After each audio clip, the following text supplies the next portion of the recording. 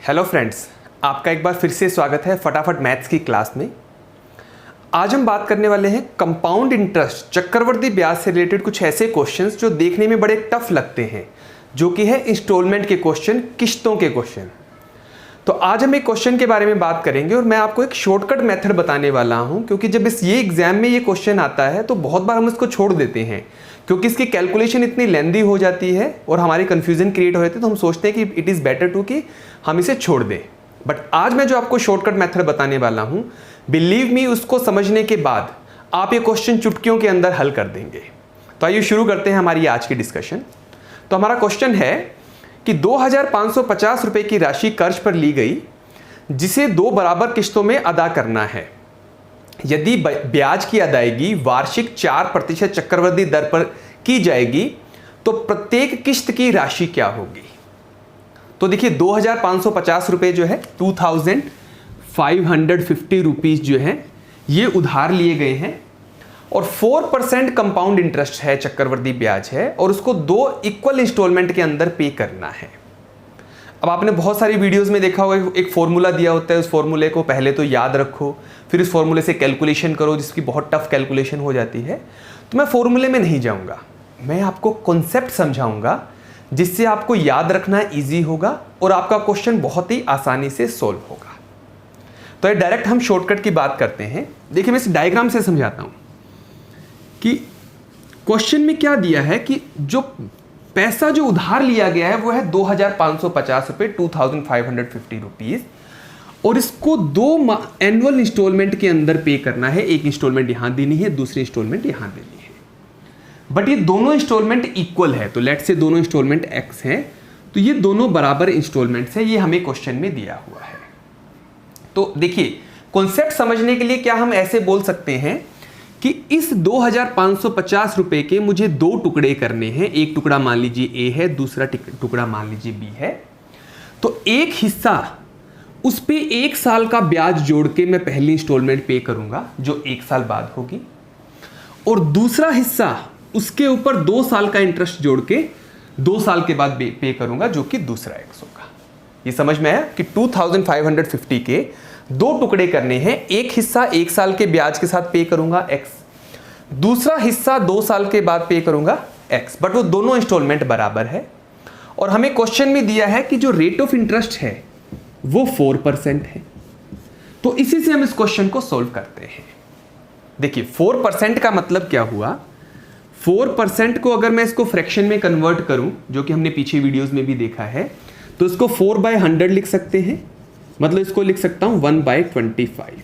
तो मतलब क्या हुआ, 25 रुपीज के ऊपर, 25 रुपए के मूलधन के ऊपर 1 रुपए का चक्रवृद्धि ब्याज है। तो मतलब जो अमाउंट बन जाता है, जो मिश्रधन बन जाता है, वो बन जाएगा 26 रुपए, 25 + 1 आफ्टर 1 ईयर, 1 साल बाद। तो हमने चक्रवृद्धि ब्याज निकालने का, कंपाउंड इंटरेस्ट निकालने का एक मेथड देखा था, रेशियो मेथड। वो मैंने डिटेल में वीडियो भी बनाया, इसका डिस्क्रिप्शन भी आपको नीचे मिल जाएगा, आप उसको दोबारा भी देखिएगा। और यहां भी मैं आपको बताता हूं रेशियो मेथड क्या है। किसी भी राशि पे अगर हमें 1 साल या 2 साल का ब्याज निकालना है, तो हमें क्या 1 साल का निकालना है, तो हमें दर को, प्रतिशत को फ्रैक्शन के अंदर कन्वर्ट करना है। 1/25 मतलब 25 रुपए 1 साल के बाद 26 रुपए बन जाएगा। तो अगर हमें 1 साल का ही ब्याज निकालना है तो मूलधन हमारा है 25 रुपीज और मिश्रधन है हमारा 26 रुपीज। तो ये वाला जो x है उसके लिए तो हमारी वैल्यू है कि 25 रुपए जो है वो 1 साल बाद 26 रुपए बन जाएगा। और वही अगर 2 साल बाद निकालना है तो इधर मूलधन लिखते हैं, इधर मिश्रधन लिखते हैं। पहले साल 25 रुपीज 26 रुपीज हो जाएगा 1 साल बाद, और दूसरे साल 25 रुपीज अगेन 26 हो जाएगा। तो ये पहले साल का, ये दूसरे साल का। ये फ्रैक्शन मेथड है, जो मैंने पहले भी बताया, फिर से बता रहा हूं कि किसी राशि के ऊपर यदि 2 साल का ब्याज निकालना है तो उसके लिए हमें क्या करना होगा, पहले साल का मूलधन और मिश्रधन लिख लीजिए, दूसरे साल का मूलधन और मिश्रधन लिख लीजिए। अब इन दोनों को आपस में मल्टीप्लाई करना है। तो जब मैं 25 को 25 से मल्टीप्लाई करता हूं तो 625 आता है, 26 को 26 से करता हूं तो 676 आता है। तो यहां मल्टीप्लाई करने के लिए या तो आपको मल्टीपल का शॉर्टकट, या तो आपको स्क्वायर का शॉर्टकट पता होना चाहिए, और यह आपको एटलीस्ट 26 तक 30 तक के स्क्वायर याद होने चाहिए, राइट।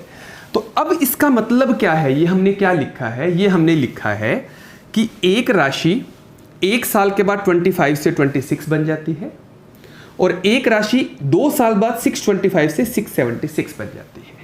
तो मतलब हम ये कह सकते हैं कि पहले साल का अगर A25 है तो ये X जो है वो 26 होगा, और अगर B 625 है तो ये वाला X जो है वो 676 होगा। अब आप देखिए, ये भी X है, ये भी X है, तो ये दोनों वैल्यू बराबर होनी चाहिए, जबकि यहां अलग अलग है। तो बराबर करने के लिए आप क्या कर सकते हो, इन दोनों को ही अगर मैं मल्टीप्लाई करता हूं 26 से यहां मल्टीप्लाई करता हूं, 26 से यहां मल्टीप्लाई करता हूं, तो रेशियो में कोई फर्क नहीं पड़ता, आपको पता है। तो इनको जब मल्टीप्लाई किया तो वैल्यू क्या आई, जब 25 को मैंने 26 से मल्टीप्लाई किया तो वैल्यू आई 650, और जब 26 को 26 से मल्टीप्लाई किया तो वैल्यू आई 676। तो इसका मतलब क्या हुआ कि एक साल बाद 625 रुपये 676 बन जाएगा, और 2 साल बाद 650 रुपीज़ जो है वो 676 रुपीज़ जो है वो बन जाएगा, राइट। तो ये हमारी जो है हमारा कैलकुलेशन है।